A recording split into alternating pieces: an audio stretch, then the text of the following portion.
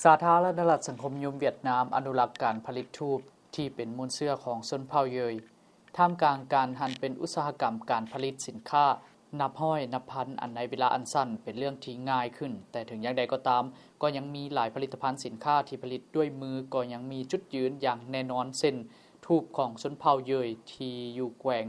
ลาวกายเวียดนามโดยผ่านมาหลายเส้นคนชนเผ่าเยยก็ยังสืบต่ออนุรักษ์อาชีพเฮ็ดทูบที่เป็นหุ้นเสื้อไว้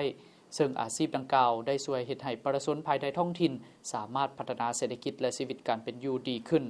ทูบของชนเผ่าเยยมีความพิเศษย้อนการผลิตแบบหัตถกรรมจากพืชเป็นยางหลายชนิดจากธรรมชาติบ่มีธาตุเคมีบ่มีกลิ่นเทียมแต่มีกลิ่นของธรรมชาติบ่เป็นอันตรายต่อสุขภาพในการผลิตชนเผ่าเยยจะเอาไม้ไผ่มาเหลาเป็นดิ้วน้อยเพื่อเฮ็ดเป็นไส้ทูบหลังจากนั้นที่เป็นยางถึงนำมาตากแห้งแล้วบดให้มุนผสมกับน้ำและกาวธรรมชาติสุดท้ายทูบทุกอันจะได้รับการตากแห้งแบบธรรมชาติประชาชนชนเผ่าเยยหลายคนกล่าวว่านี่เป็นอาชีพหนึ่งของพวกข้าพเจ้าและถึงเวลานี้อาชีพดังกล่าวก็จะสอนให้ลูกให้หลานของตนสืบต่อมูลมรดกดังกล่าวไว้แม่เฒ่าเทียนเวียนทิเมมกล่าวว่าแต่ละวันครอบครัวของแม่เฮ็ดทูบได้ประมาณ 2,000 อันสิ่งที่ยุ่งยากกว่าหมู่ในการผลิตทูบแม่นต้องเข้าป่าหาพืชเป็นยา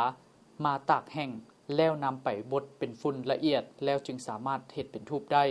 ปัจจุบันภายใต้การเอาใจใส่ของอำนาจการปกครองท้องถิ่นอาชีพการผลิตทูบของชนเผ่าเยยได้รับการอนุรักษ์และพัฒนาซึ่งท้องถิ่นนี้ก็ได้จัดตั้งเป็นสถานที่ท่องเที่ยวประสบการณ์พร้อมทั้งเป็นการโฆษณามูลเสื้อวัฒนธรรมชนเผ่าออกสู่สังคมและทั่วโลกตื่มอีก